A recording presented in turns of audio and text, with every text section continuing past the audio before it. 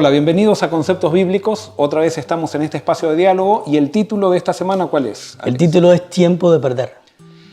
Cuando vivimos en la presencia de Dios y dejando que Él sea soberano en nuestras vidas, las pérdidas pueden llegar a transformarse en una oportunidad de ganar una vida más plena. Comenzamos.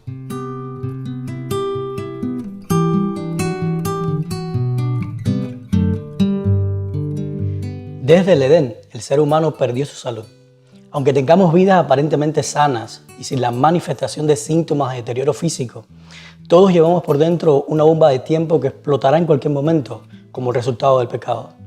Es por esta razón que Dios no tiene nada que ver con nuestras enfermedades, nuestro deterioro físico o cualquier malformación congénita que una persona pueda tener en el momento de nacer. Seguramente has escuchado muchas veces a personas decir que es la voluntad de Dios que esté enfermo o que tenga cáncer o que pierda alguna parte de su cuerpo. Y yo te pregunto, ¿es realmente esta la voluntad de Dios? ¿Dios inflige dolor, sufrimiento o enfermedad para darnos lecciones en la vida? ¿De Dios proviene lo malo y también lo bueno? ¿Qué tú crees, Jorge?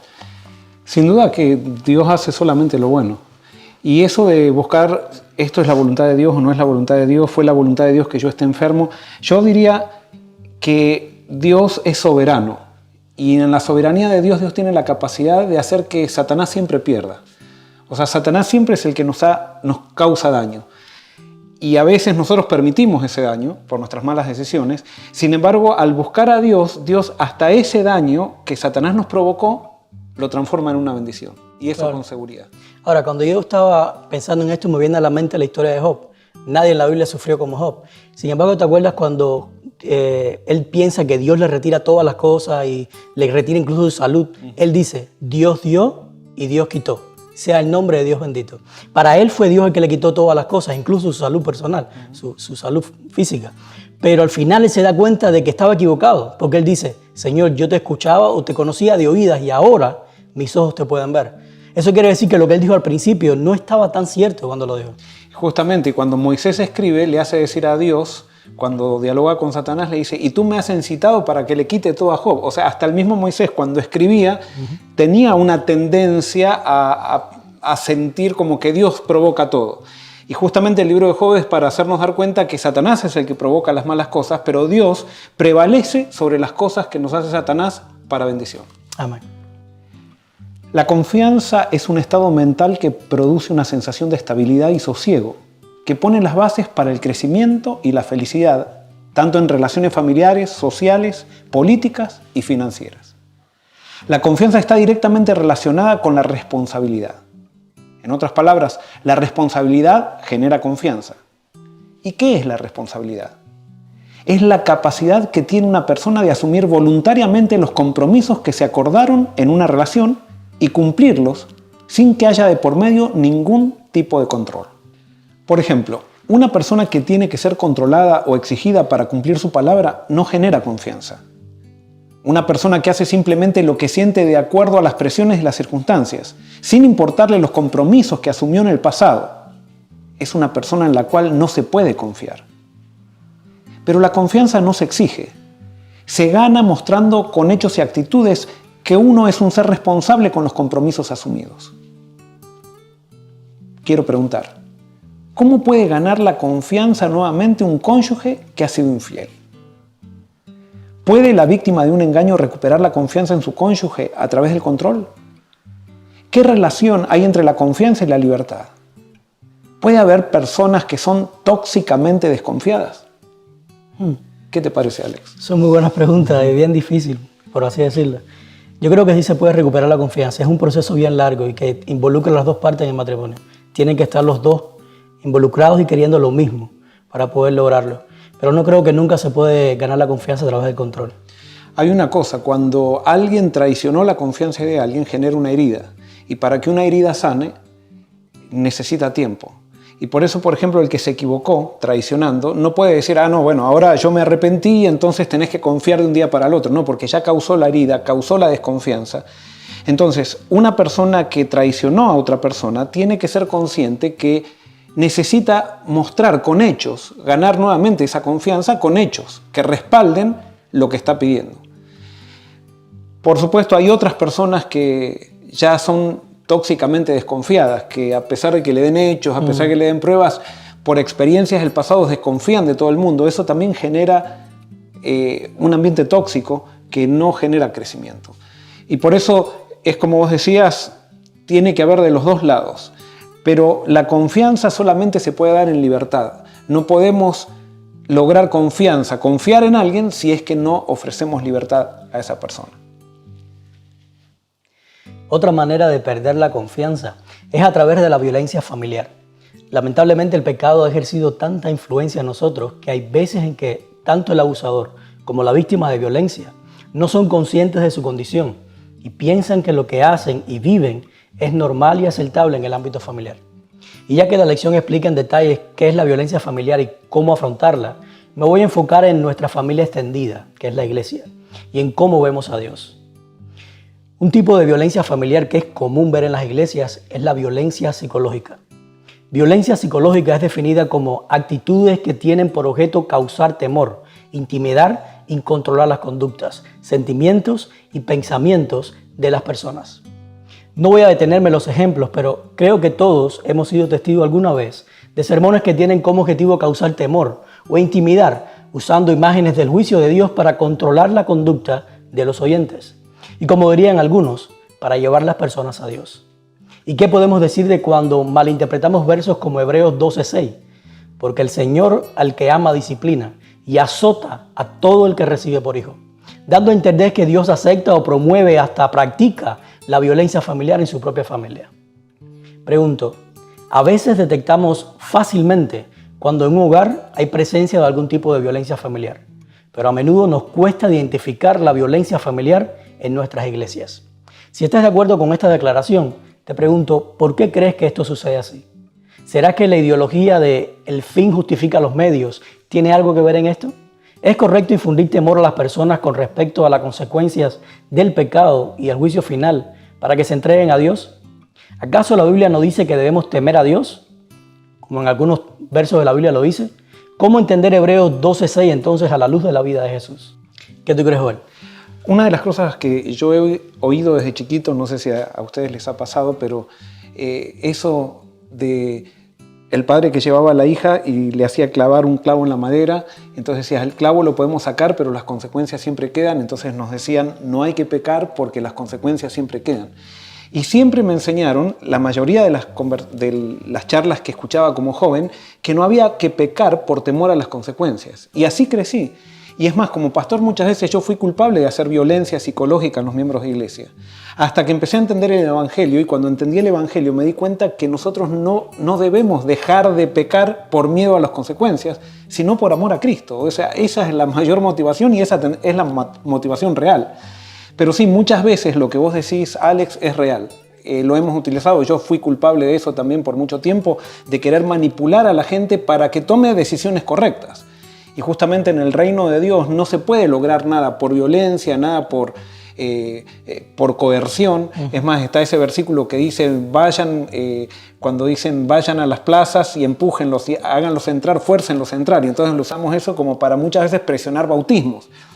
Totalmente sacado fuera de contexto, interpretado mal ese versículo. O sea, no interpretado a través del carácter de Dios, sino a través de lo que nosotros queremos lograr. Ahora, tú decías algo muy importante. Tú cambiaste tu manera de predicar o de hacer el llamado a las personas para que entraran a la iglesia o para que conocieran a Dios una vez que entendiste el Evangelio. Y eso es todo. Yo creo que si nosotros entendemos el Evangelio y que el Evangelio no hay que ayudarlo, simplemente exponerlo, lanzarlo, presentarlo, el Evangelio es suficientemente poderoso como para traer a las personas a Jesús. Incluso para manejar los tiempos, cuando una persona tiene que entregarse o no. O sea, porque cuando presentamos el carácter de Dios como realmente es a través de Cristo, eso genera atracción. Pero en unas personas genera una atracción inmediata, en otras una atracción más lenta, pero en todos va generando, el que no se resiste, va generando una atracción que va a traer salvación. Ahora, ¿qué se entiende por temor en la Biblia? Cuando dice que debemos temer a Dios. Bueno, yo sí ahora entiendo que temer a Dios significa ponerlo a Dios en primer lugar, o sea, que Dios sea el centro de tu vida, que Dios sea todo, o sea, que vivas para la gloria de Él, pero no tiene nada que ver con miedo, tiene que ver con respeto, no un respeto al estilo de la Edad Media que nos enseñaron de silencio, de tener miedo, no, es un respeto de confianza, es el respeto que hace crecer relaciones. Por supuesto. Ahora, en este texto, para terminar este bloque de preguntas, en este texto de Hebreos, cuando dice Dios al que ama disciplina y azota al que toma por hijo, ¿cómo podemos entender eso entonces? Bueno, es lo que siempre llegamos a las conclusiones, que la letra de la Biblia no es lo inspirado, es el mensaje de la Biblia. Entonces las letras, las palabras de la Biblia muchas veces son imperfectas y nosotros tenemos que ver a qué mensaje apuntan. Pero no por una palabra podemos sacar una conclusión y describir a través de una palabra a Dios, sino que las palabras tenemos que interpretarlas a través de lo que Dios es, a través del mensaje general y a través de Jesús. Ahora, si Dios a todos sus hijos, a todo el que ama disciplina, a nadie amó más que Jesús, porque de hecho Jesús varias veces cuando Jesús estaba en la tierra, la voz del cielo se escuchó que decía, este es mi hijo amado. Así que a Jesús en algún momento lo tuvo que haber disciplinado. Bueno, ahora, yo interpreto disciplina de una manera diferente al de castigo. Antes pensaba que disciplina era castigo. Ahora, disciplina entiendo que son los esfuerzos que hace Dios para que yo crezca.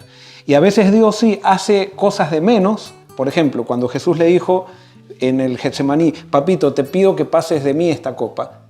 Dios hizo silencio. Esa fue la disciplina de Dios para Jesús. O sea, Exacto. el silencio de Dios. Pero no es que Dios se enojó y le dijo, ¿cómo me estás pidiendo esto? No, simplemente hizo un silencio. Me imagino que, no sé si Dios le caerán lágrimas a Dios el Padre, pero debe haber llorado con Jesús.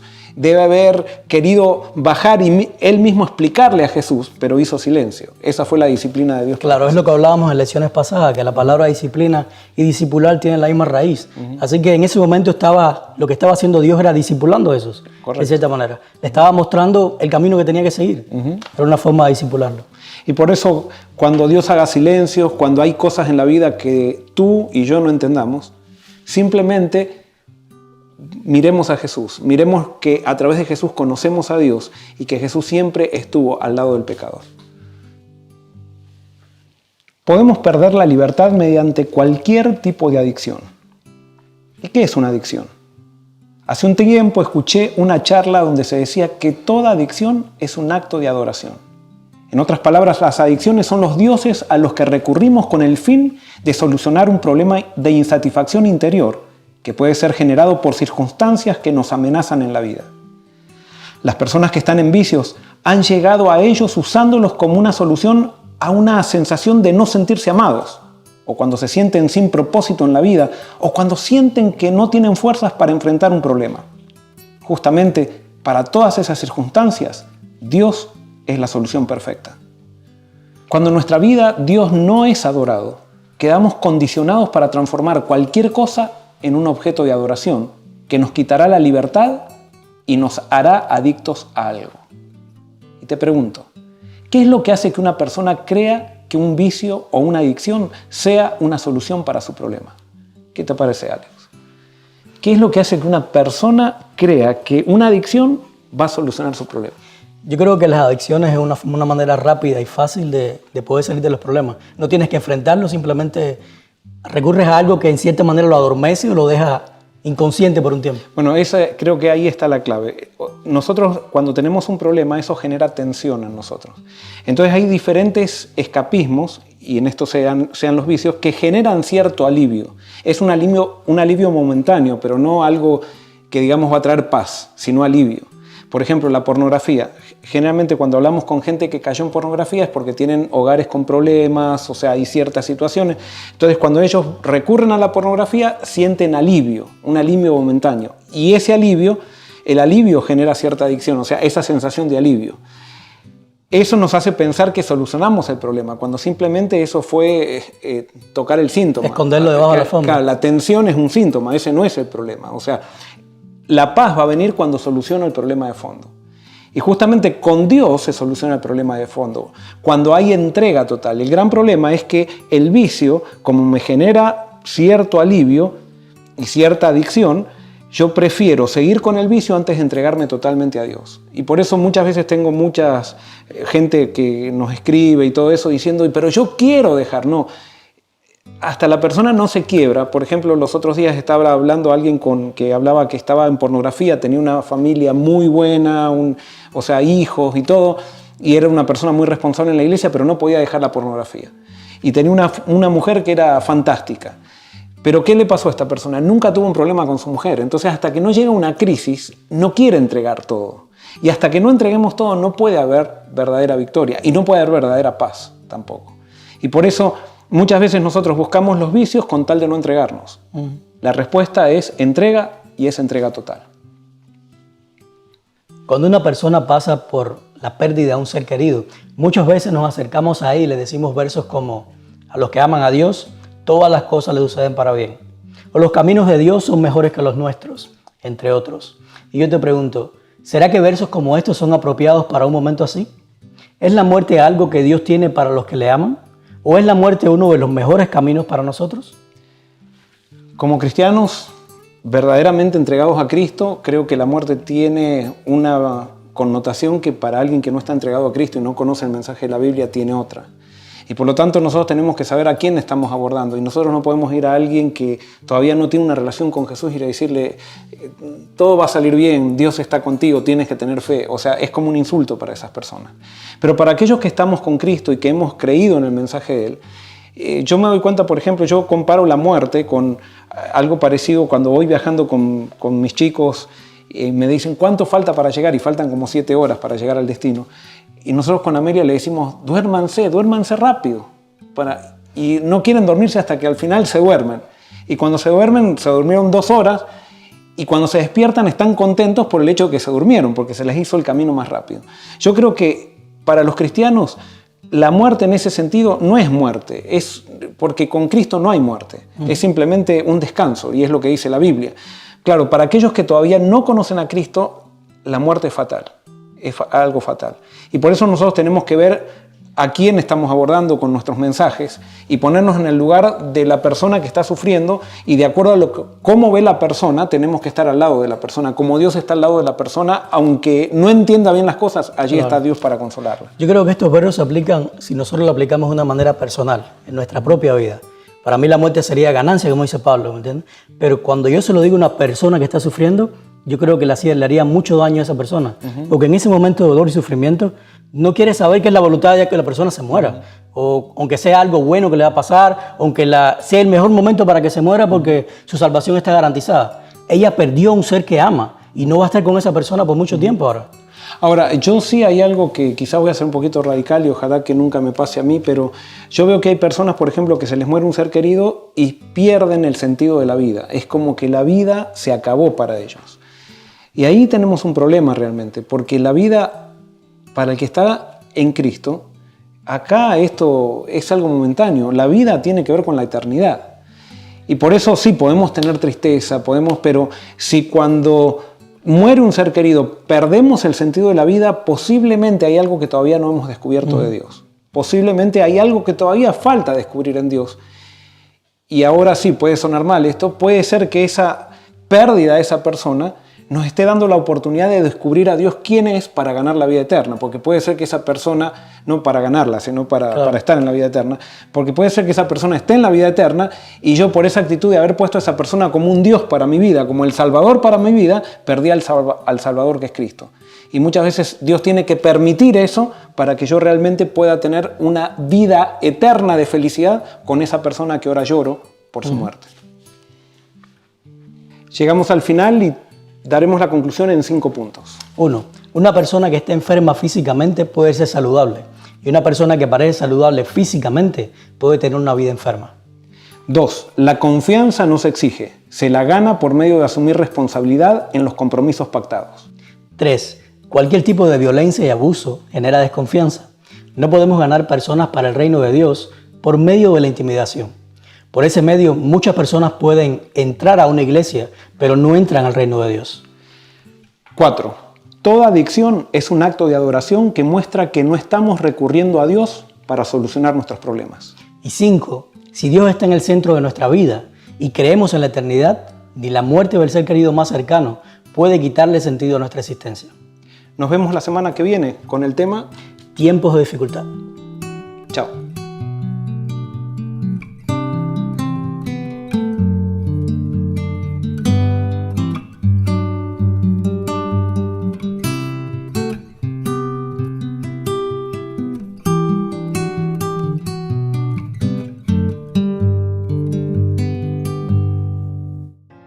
Recuerda que si quieres mantenerte conectado con nosotros es una manera bien sencilla. Simplemente síguenos en nuestro canal de YouTube o síguenos también en nuestra página de Facebook. Ahí vas a recibir todas las notificaciones de cada uno de los programas que vamos sacando cada semana. También puedes descargar nuestra app y ahí en la página, en la parte que dice Pastor, vas a tener todas las notas de la lección con las preguntas y la puedes compartir en tu clase. Si te gustó este video, ya tú sabes, compártelo.